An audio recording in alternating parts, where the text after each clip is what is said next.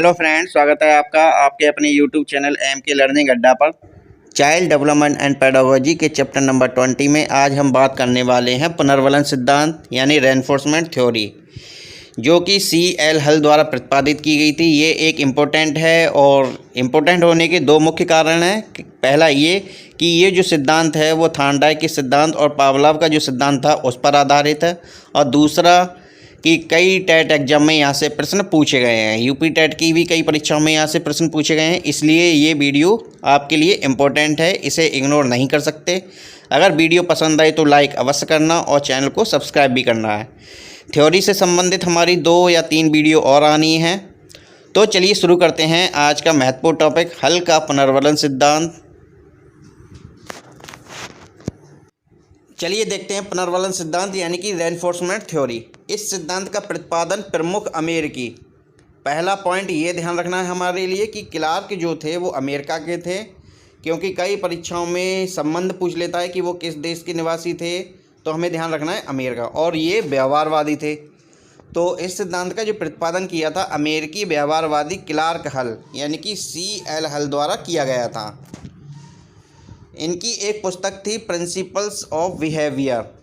इनकी पुस्तक का नाम ध्यान रखना है, क्योंकि कई परीक्षाओं में पुस्तक का नाम पूछा गया है, तो हमें पुस्तक का नाम ध्यान रखना है प्रिंसिपल्स ऑफ बिहेवियर, जो 1915 में प्रकाशित हुई। हल ने अपने सिद्धांत की रचना 1930 में की।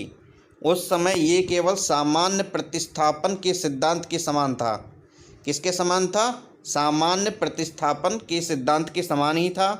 हल का ये सिद्धांत उत्तेजना प्रतिक्रिया यानी कि एसआर थ्योरी का ही दूसरा रूप है। ये ध्यान रखना है, परीक्षा में अगर पूछता है कि हल का जो पुनर्वलन सिद्धांत है किस थ्योरी का दूसरा रूप है, तो हमें ध्यान रखना है एसआर थ्योरी का दूसरा रूप है, यानी उत्तेजना और प्रतिक्रिया का दूसरा रूप है।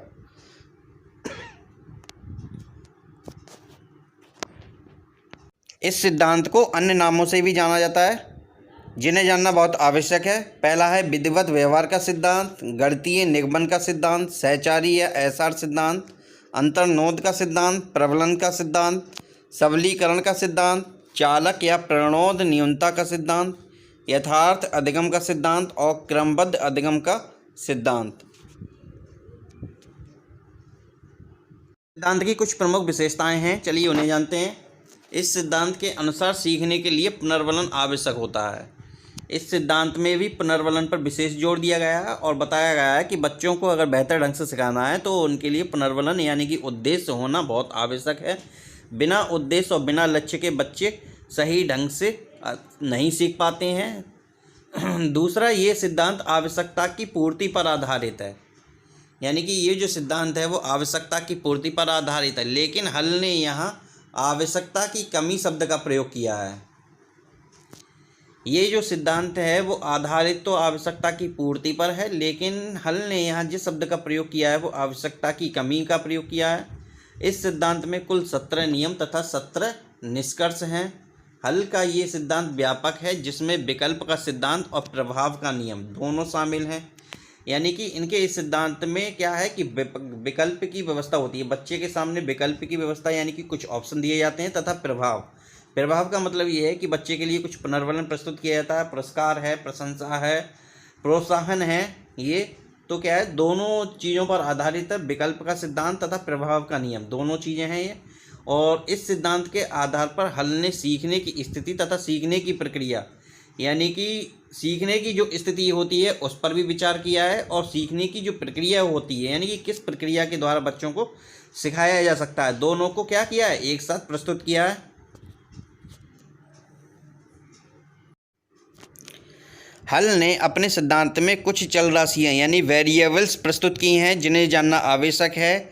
ये 2 प्रकार की हैं, पहली है मध्यवर्ती चल राशियाँ यानी कि इंटरवेनिंग वेरिएबल्स, और दूसरी है पूर्ववर्ती चल राशियाँ यानी कि एंटीसीडेंट वेरिएबल्स। सबसे पहले समझते हैं मध्यवर्ती चल राशियाँ कौन कौन सी हैं।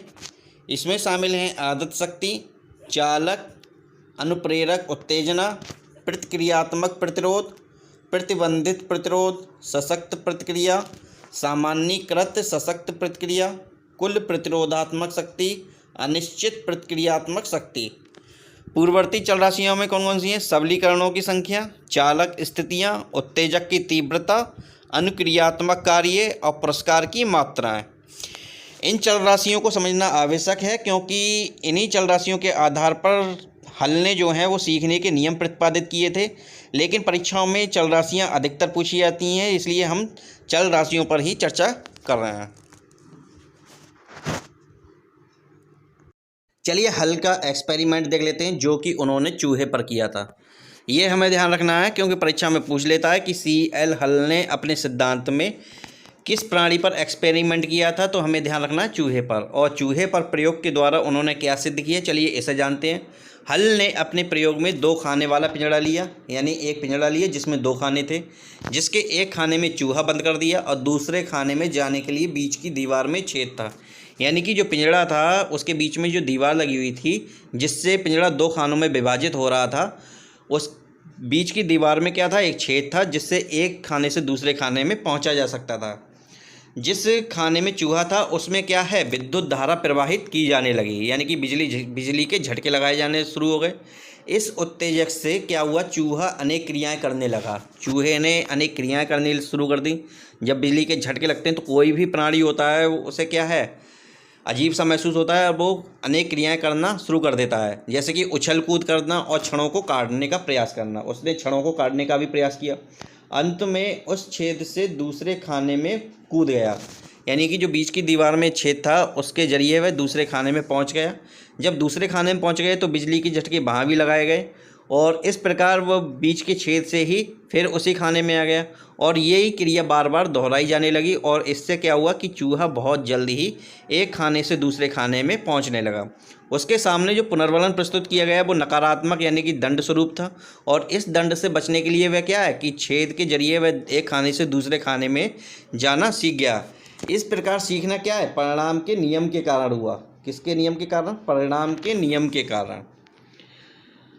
हल ने दूसरे प्रयोग के अंतर्गत बिजली का झटका देने से 2 सेकंड पूर्व एक घंटी बजाना शुरू कर दी। यानी कि जिस प्रकार पावलोव ने अपना जो सिद्धांत प्रस्तुत किया था, कुत्ते को भोजन देने से पूर्व 2 सेकंड पूर्व घंटी बजाते थे, उसी प्रकार हल ने अपने प्रयोग में क्या किया कि बिजली का झटका देने से 2 सेकंड पूर्व ही चूहे के सामने क्या है, घंटी बजानी शुरू कर दी।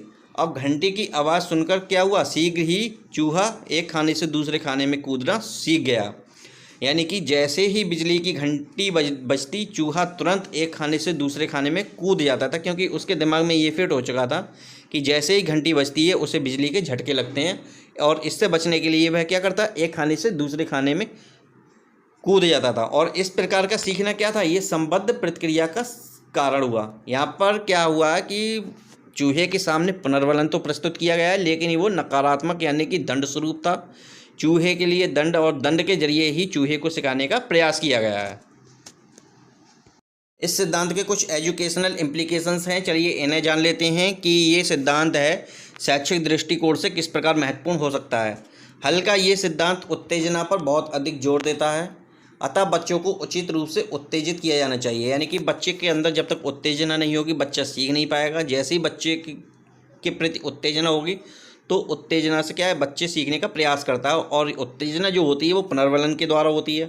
पुनर्वलन सीखने की ओर प्रोत्साहित करता है, यानी कि पुनर्वलन यानी कि जो रेनफोर्समेंट होता है वो बच्चे को सीखने की ओर प्रोत्साहित करता है। स्कूल के सभी कार्यक्रम यानी कि जितने भी प्रोग्राम और सभी प्रक्रियाएं बच्चों की आवश्यकताओं पर आधारित होनी चाहिए, ये महत्वपूर्ण पॉइंट है। अभ्यास ही मनुष्य को पूर्ण बनाता है। यहाँ पर अभ्यास की बात की गई है, क्योंकि चूहे के लिए बार बार अभ्यास कराया गया था। इसी प्रकार किसी भी बच्चे के लिए या किसी भी प्राणी के लिए जब बार बार अभ्यास कराया जाता है तो वो क्या होता है, उस आदत विकसित हो जाती है और वह पूर्ण बन जाता है। अर्थात आवृत्तियों की संख्या जितनी होगी, यानी कि जो अनुक्रिया जितनी अधिक बार की जाएगी वह आदत उतनी ही सशक्त होगी, और वही आदत बिल्कुल पक्की हो जाती है। ये अपने प्रयोग में सिद्ध कर दिया था उन्होंने। इस सिद्धांत के आधार पर बच्चों को प्रोत्साहित किया जा सकता है, और इस सिद्धांत के अनुसार उद्देश्य और लक्ष्य जो हैं वो स्पष्ट होने चाहिए। यानी कि बच्चों के सामने जो उद्देश्य या लक्ष्य है, जो पुनर्वलन है, वो स्पष्ट होना चाहिए, बच्चे के सामने प्रस्तुत होना चाहिए। ये इसके कुछ शैक्षिक महत्व थे। तो दोस्तों, हल के पुनर्वलन सिद्धांत से संबंधित ये वीडियो आपके लिए कैसी लगी, कमेंट्स में अपने विचारों से ज़रूर अवगत कराएं।